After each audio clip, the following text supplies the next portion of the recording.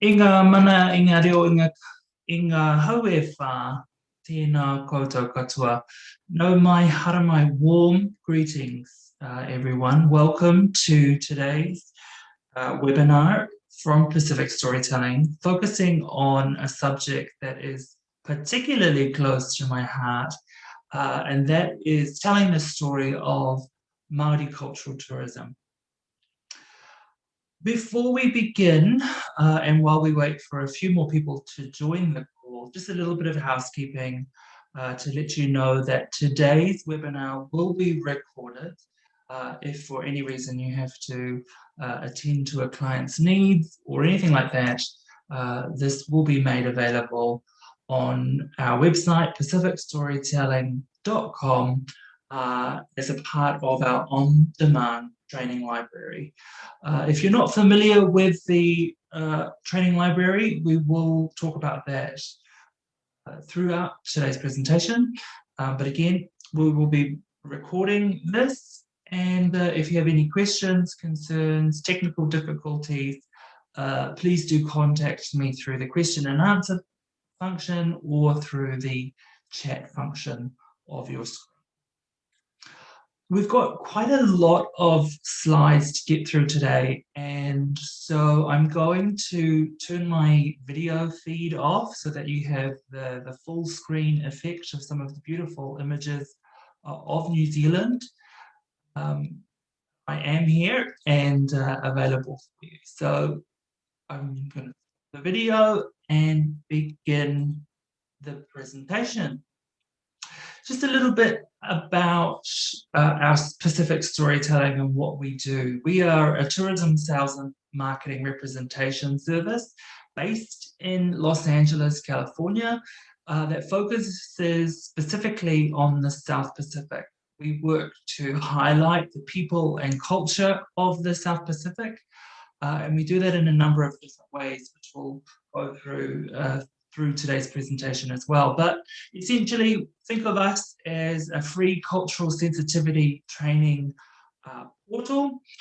We cover lots of different topics, including social and cultural responsibility, Indigenous tourism specifically, and we look at bringing our contacts throughout the South Pacific region and connecting them with our North American friends here as well.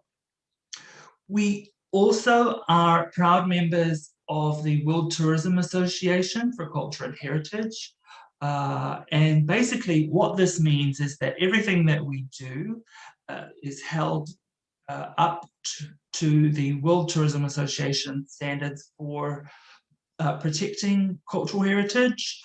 And the partners that we work with, the DMCs, the tour companies, the tour operators and suppliers and providers in destination, we evaluate them against the criteria upheld by this association. So we are proud members of the World Tourism Association for Culture and Heritage, and happy to support their vision to create a world where tourism and culture are preserved for generations to come. A little bit about myself.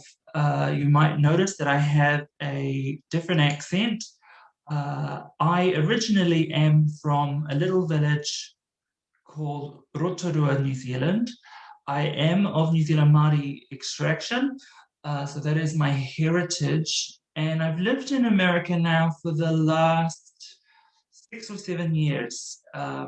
Previously, I had roles at Tourism New Zealand, North America, as well as being the director of sales for Qantas Vacations and Travel 2, up until a year ago when the pandemic hit, and I decided to start telling the stories of the people of the South Pacific in a more authentic way. And so that is how Pacific Storytelling came about. In terms of my family history and connection to North America, this goes all the way back to my great-great-grandmother, who was one of the first ever Māori to travel to America. She led a culture group that you can see here all the way from our little village of Rotorua to perform on the world's largest stage at the time, the Hippodrome in New York City.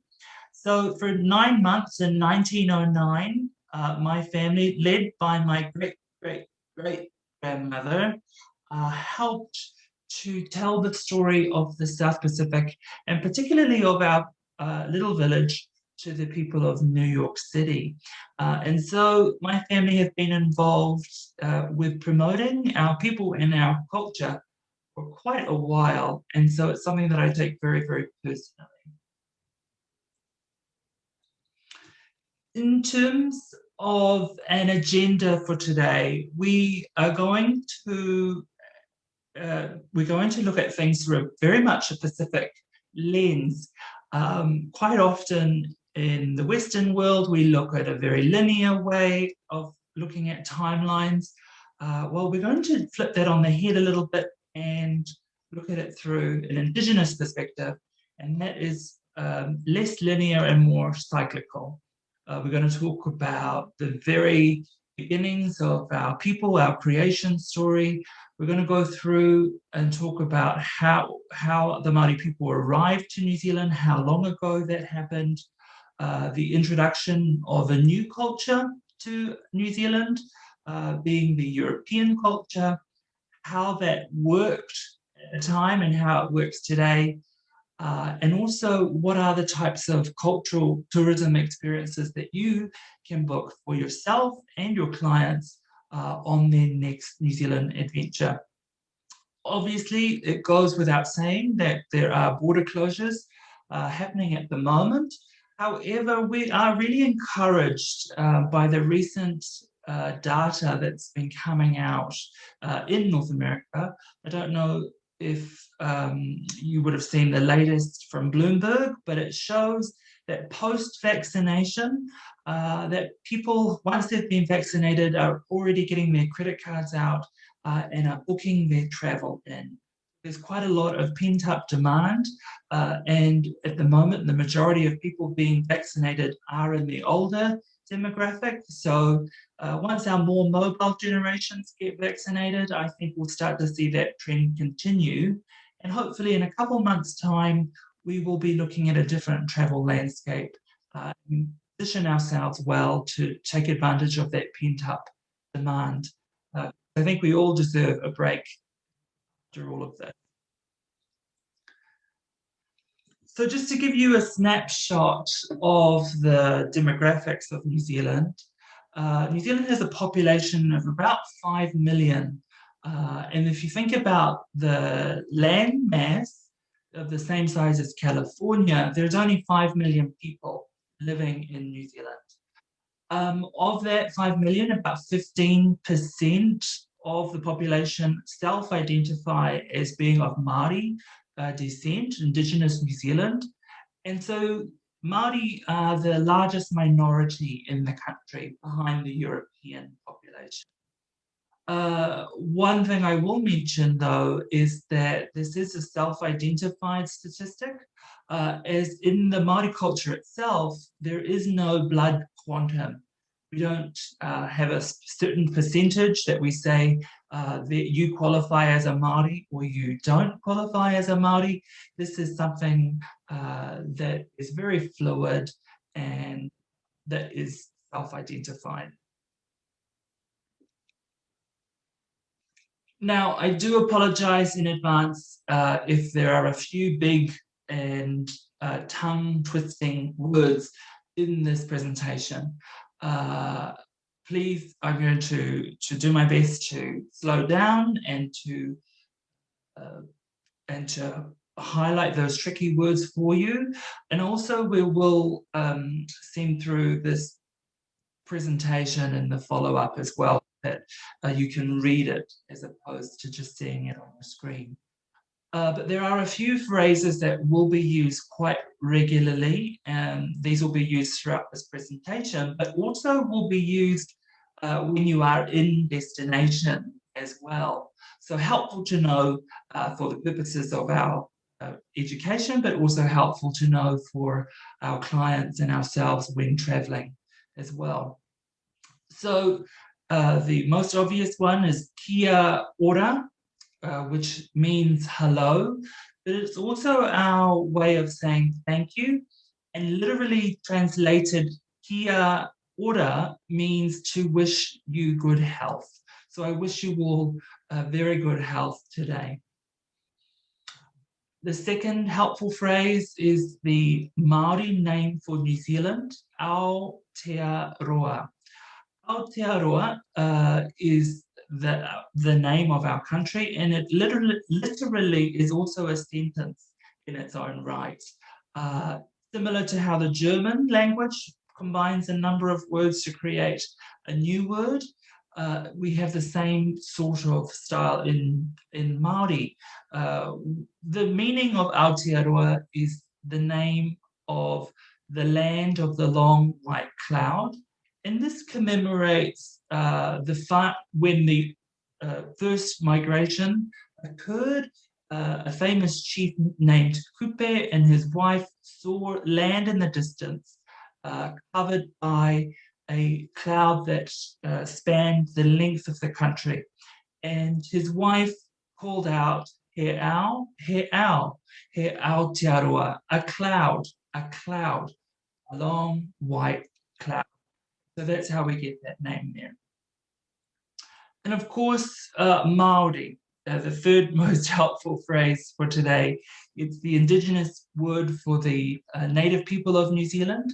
It's important to know that Māori people generally don't use this term themselves, that we generally will identify ourselves as being according to our tribe. So for myself, I am Te Arawa. I'm of the people of Te Arawa, as opposed to the catch-all phrase of Māori.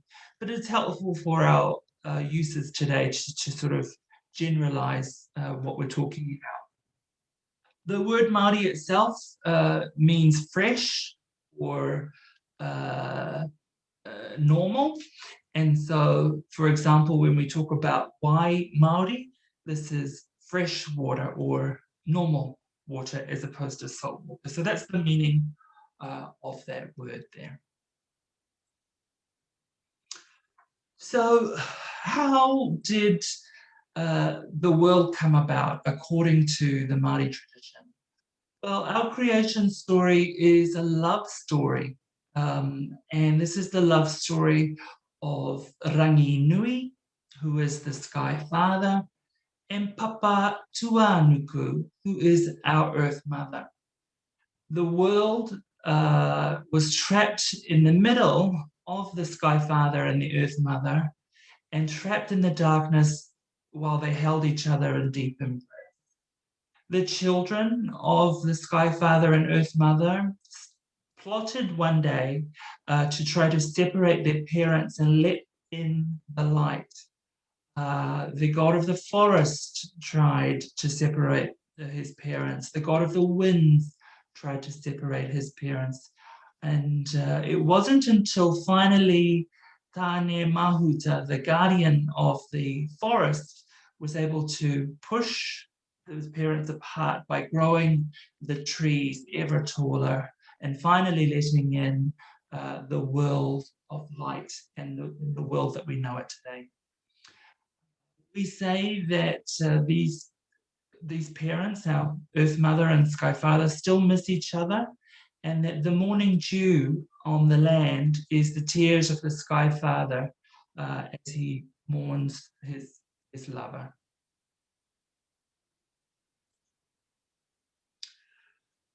New Zealand geographically is the youngest country on the map on the globe. It was one of the last places to be formed on the planet when it was pushed up by the Indo-Australian and the Pacific plates. So geographically, it's a very, very young country. And Māori only arrived in Aotearoa, New Zealand, at around the year 1350. So relatively recently, if you think about the year 1350, there were castles and lords and ladies and moats and all of that kind of thing in Europe at the time. so relatively recently in the grand scheme of things. The question arises, where did the Māori people come from? And we will talk about that next. But before we get to that, I want to talk about the Māori story for how we believe Aotearoa New Zealand was created. We have, in English, we know the Northern Island as the North Island and the Southern Island as the South Island, very straightforward names there. But in the Māori language, they have much more beautiful names.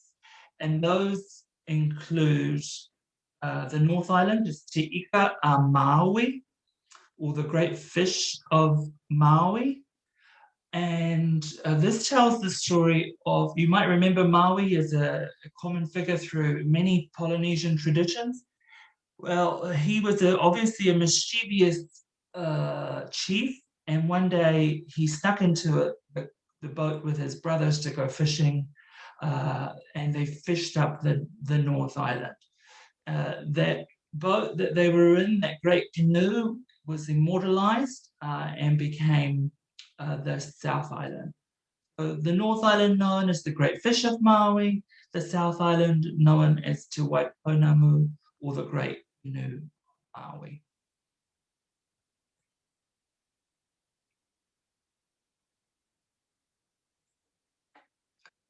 So, as I mentioned earlier, where did the Māori people come from? And according to our traditions, we call this place Hawaii. And it's important to note that it's not Hawaii, but in some ways it's kind of related. Many of the Polynesian cultures refer to a place as Hawaii. And for us as Māori people, the exact location is sort of lost beneath the waves. But we, through the power of modern science, have been able to track down exactly where we come from.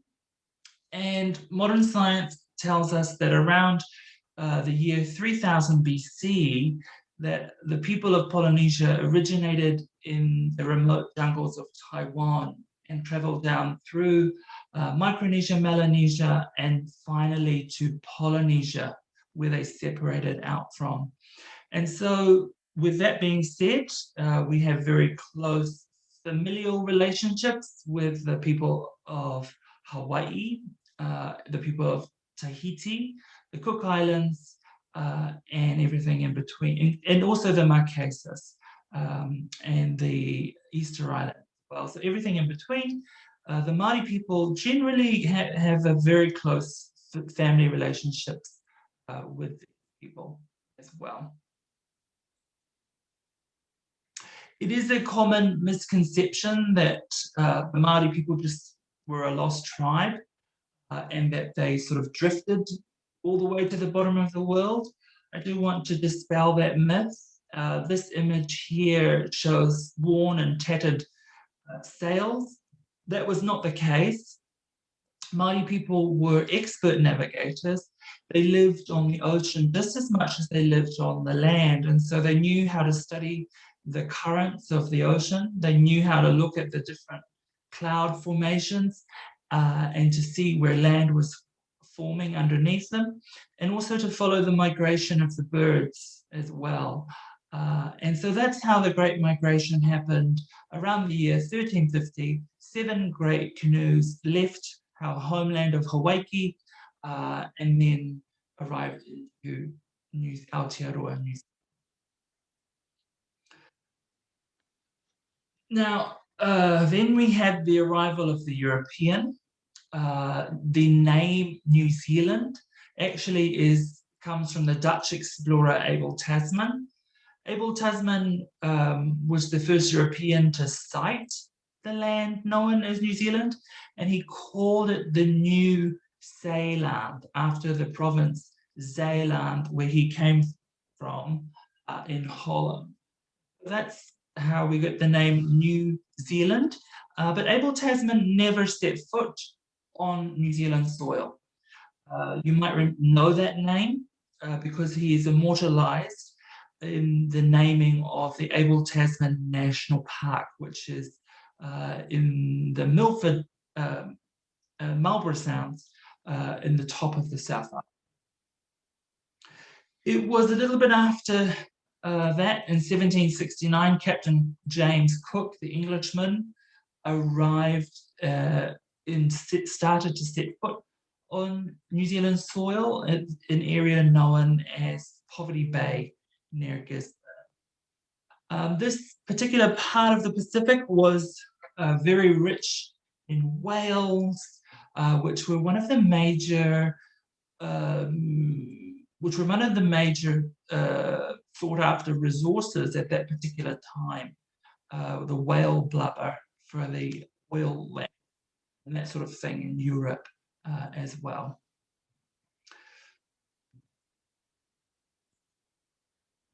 So the English sort of claimed New Zealand, if you will.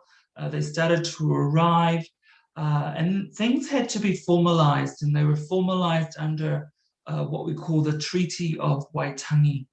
And this was signed in the part of the country up north, known as Waitangi, in 1840.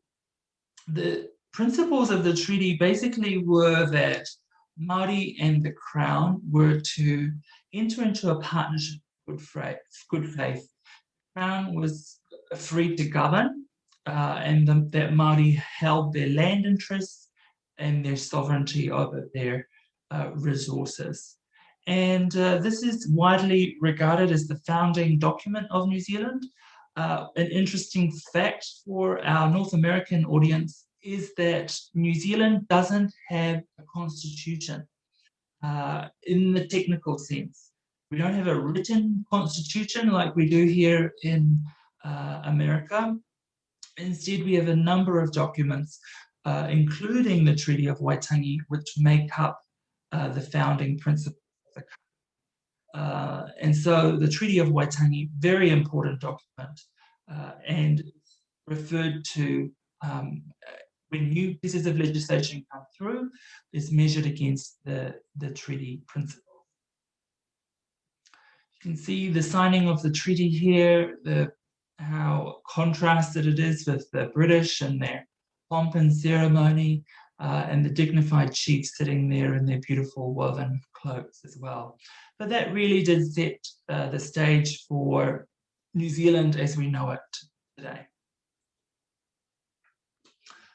So New Zealand being one of the last great land masses on the planet to be created, both geographically and culturally and socially, it therefore became a much sought after destination for adventure seekers, people looking to go to that place where no one else has been before. And so tourism became one of the first ever exports of the country. And in 1839, the first documented tourist arrived. His name was John Bidwell, who was an English botanist. And he's a typical example of the types of visitors that would come at the time, botanists and artists and people who were looking to discover new types of species. That kind of visitor were the first types of tourists. 10 years of those types of visitors, and then in 1849, visitor numbers started to grow. And this is in main part because they discovered the pink and white terraces and they became much more accessible. Now, if you haven't heard of the pink and white terraces, these were natural silica terraces which were formed down a hill and formed basins of hot water. And the hot water came flowing down this hill into these terraced pools, fed at the top of these terraces by giant geysers. And so the hot water would flow down, and the further up the hill or the further up the terraces you went, the warmer the water would be. And so these natural terraces became quite a tourist attraction and were even described as one of the 8 wonders of the natural world. Why were they called the pink and white terraces? Well, because obviously they were pink and they were white. You can see the pink terrace in the foreground here, and you can see what I mean about those terraced pools. In the background there, you can see the white terraces. And then behind that, Mount Tarawera is mentioned today. So the pink terrace was called the Otu Papuarangi, or Fountain of the Clouded Sky, and the white terraces were known as Te Tarata, or Tattooed Rock. And they were formed and became a major tourist attraction. Unfortunately, though, they were to have not so long a life as a tourist attraction. The local people lived in the area and would transport people across to see these fantastic marvels of nature. This is where the tourism and guiding profession started, with some of our great-great-grandmothers, such as Guide Sophia here. Guide Sophia would take people across to see these marvels of nature. But unfortunately, on the 10th of June in 1886, the mountain behind the terraces, known as Mount Tarawera, erupted and destroyed the terraces.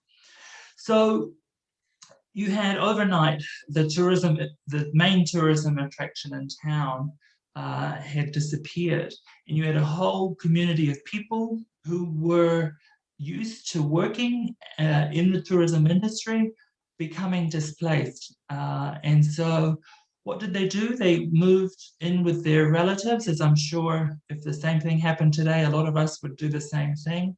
And they moved to villages which were a little bit more known today, such as Whakarewarewa.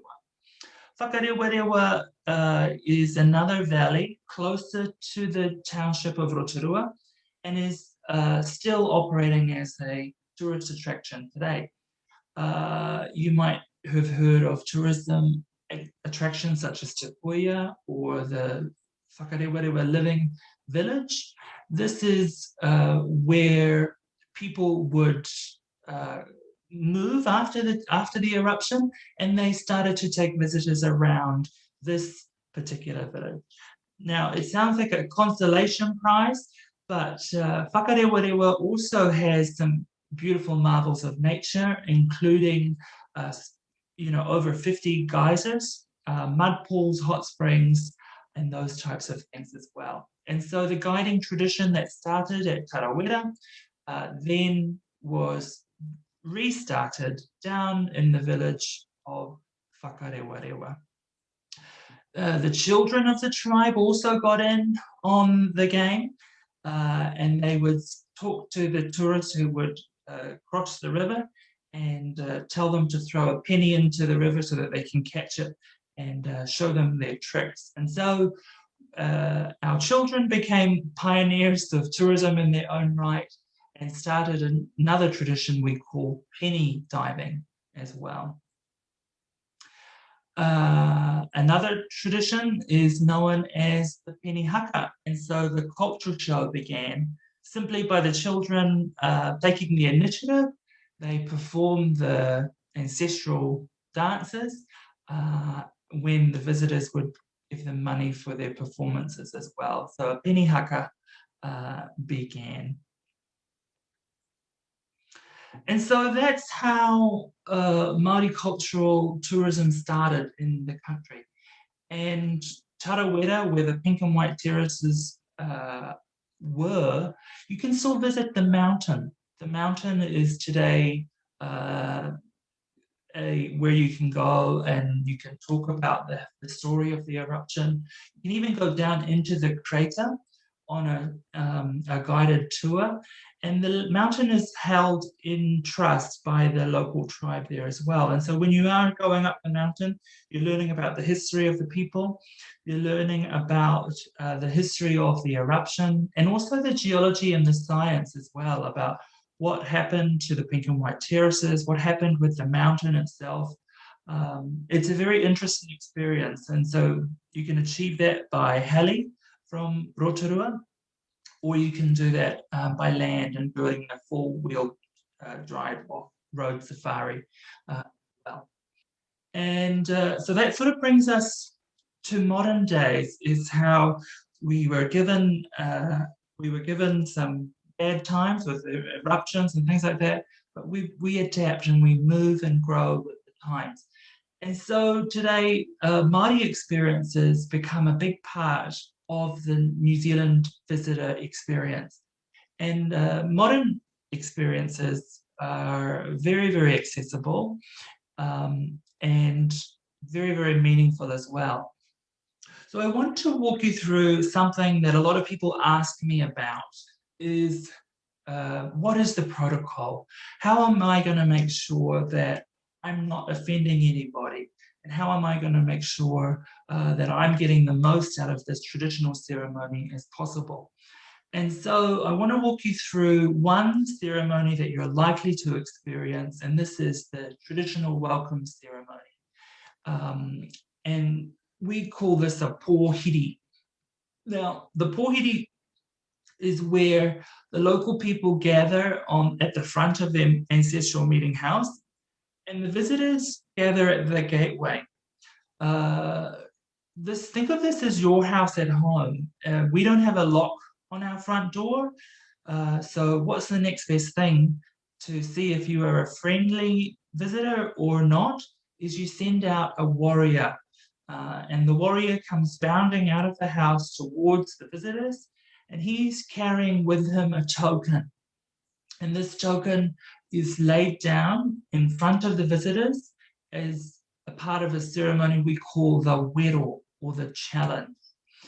Now, the token can be anything from a leaf or a branch through to an elaborate carved item.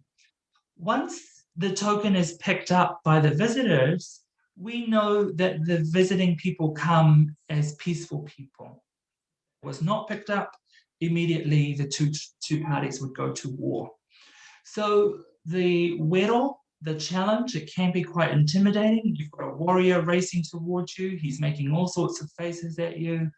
It's scary. There's no two ways about it. But this shouldn't put you off. It's scary for the reason of determining whether you're friendly or not. And once that challenge is accepted, the ceremony then becomes much, much lighter.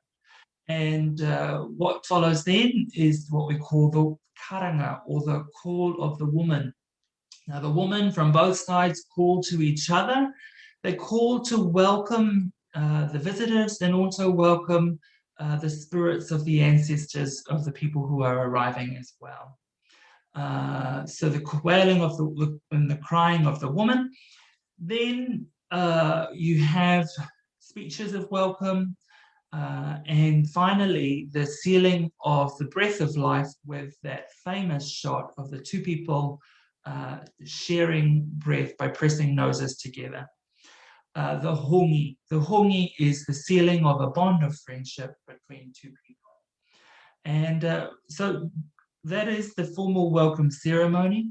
What I will say is that we know that you are in a different place, and it's all a little bit different to you. And so quite often, most of the time, you'll have an expert guide who's standing there helping you through the protocol as well. But that's just a general understanding of that welcome ceremony. And that's that formal welcome that we're talking about. The hongi is the greeting of two people together, sharing that bond of friendship. This particular image is of a whitewater rafting guide, and he's taken a visitor down through the whitewater rapids of the Kaituna River near Rotorua. And this is one of the highest commercially graded waterfalls in the world that is navigated by whitewater rafters. And so it's a thrilling adventure experience, but the river itself is a part of that experience as well, because our tribes have lived on the river, and around every bend is a story to be told. And so this is an adventure experience that you can do. But you know, if you're going out with particular Māori-owned businesses, they're going to tell you those stories. They're going to tell you the stories of the people who lived in this area. They're going to say traditional prayers of protection before you head out on the river, and finish with a Māori song as well. So while we think of, you know, cultural activities in New Zealand as being these overt things, we can also, just by the fact that you're going on doing an adventure experience with a local guide, means that it becomes a cultural experience as well. The great thing about the unique landscape of New Zealand is that you have types of nature that you don't find in a lot of other places. And so we've talked about Whakarewarewa, the geothermal valley, which is today a visitor attraction. Well, there are in the vicinity places where you can enjoy the thermal waters. And the thermal waters are known for their therapeutic properties. They've been used by the tribes for different generations. And so, again, this is what I would consider a modern cultural experience. If we look at the flora and the fauna, the types of trees and things that we have, this is the Cody tree. These trees are giants of the forest that take around 4,000 years to mature until they're not considered to be juveniles anymore. This particular tree is Tane Mahuta, the guardian of the forest. And if you remember, we talked earlier about the creation story and about the great God of the forest who was finally able to separate the Sky Father and Earth Mother. Well, this is Tane Mahuta. This is who we are talking about. And so you can go and visit him today in the Waipoua forest in the far north of the North Island. And an expert guide will talk you through that story, talk you through the many generations who have protected and been protected by Tane Mahuta. And then we can go all the way to the very top of the North Island to Cape Reinga. And this is where the most northern tip with the Pacific Ocean and the Tasman Sea finally come crashing together in front of our eyes. This is known as the Twin Coast Highway. This is because when you are traveling, you can see both the east and the west coasts of New Zealand at the same time. The deeply spiritual place, it is where, according to our traditions, our spirits leap off and travel back to that ancestral homeland of Hawaii, about earlier as well. So definitely a cultural experience just by being there as well. So those are the types of modern day cultural experiences that you can experience while you are there. Now, we pride ourselves at Pacific Storytelling on having connections to people that look after their local communities and are giving back to their local communities as well. So if you are interested in learning about home-hosted dinners or planting trees to help preserve the land, or going to see historical sites and landmarks, then we have a portfolio of experiences that we're happy to share with you as well. And so that is the work that we do at Pacific Storytelling in regards to Māori cultural experiences in Aotearoa, New Zealand. So I hope that that has given you a relatively comprehensive overview of the cultural tourism in New Zealand generally, as well as, you know, specifically what are the protocols, what are the types of experiences that I can expect, and what is the history of the people that I'm going to be engaging with as well. So again, we put all of this up available for you on our online training library. I also want to make sure that you are aware that we do also, in association with our partners, hold key agent fan trips. So So keep an eye out for those fan trips. Unfortunately, this week I was supposed to be in Tahiti with 6 top agents, and unfortunately Tahiti has closed the borders for a little while again, so that one is going to be put off for a little bit. But key agent PAMs, definitely something that we do, and we work together with our locally owned and operated partners, and we also always incorporate a cultural experience as well. If you're not, we encourage you to sign up for our newsletter database. We send bi-monthly newsletters with the latest product information and also relevant stories for whatever may be happening, such as Indigenous Peoples Day or Black History Month. That kind of thing is all in our bi-monthly newsletters. Don't worry, we won't spam you. It's just every other month. We do hold our monthly webinar trainings like today. Next month, we will be transported to the friendly islands of Fiji, and we'll send you more information about that, but we're looking forward to with our friends from Fiji next month. Remember, all of this is available on demand at pacificstorytelling.com and is available for you 24. I want to say thank you. I appreciate your time. We've had a lot of interest in today's training, and we really know that you are busy people. There's lots to keep up with, and really appreciate you giving us a moment to share something that's very, very important to us. If you have any questions, or if you have anything you want to ask, I'll stay online for a couple of moments and answer your questions.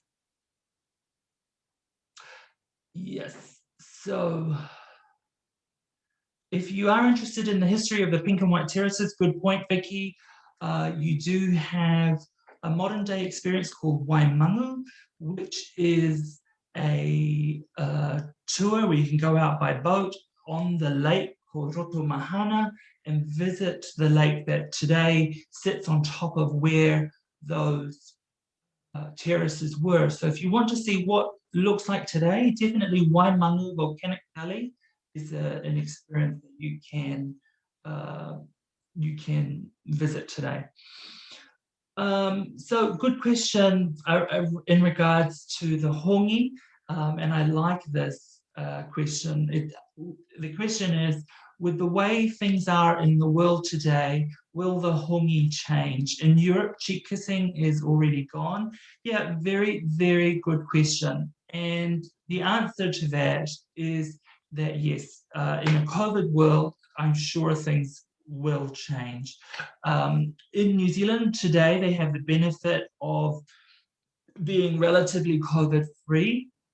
So these traditional practices are still being undertaken right now. However, there was a time when they were in lockdown as well. And so all of those traditional practices were stopped at that particular time. So yes, cultures move, change, and adapt. Remember, this isn't the first pandemic. We used to have swine flu and all of that sort of thing before, and that changed tourism for a time. I believe COVID will change tourism for a time, but those cultural rituals will come back. Remembering also that it's about what you're comfortable with. Well, and if you're not comfortable with pressing noses with somebody, then that's totally fine as well. A handshake is just as effective.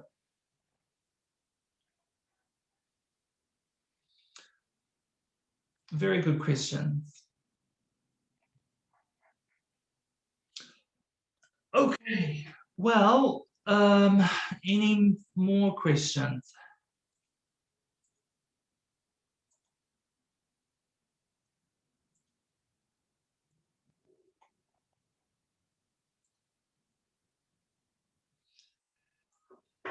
Well, thank you very much again for your time, everybody. It's been great to talk to you.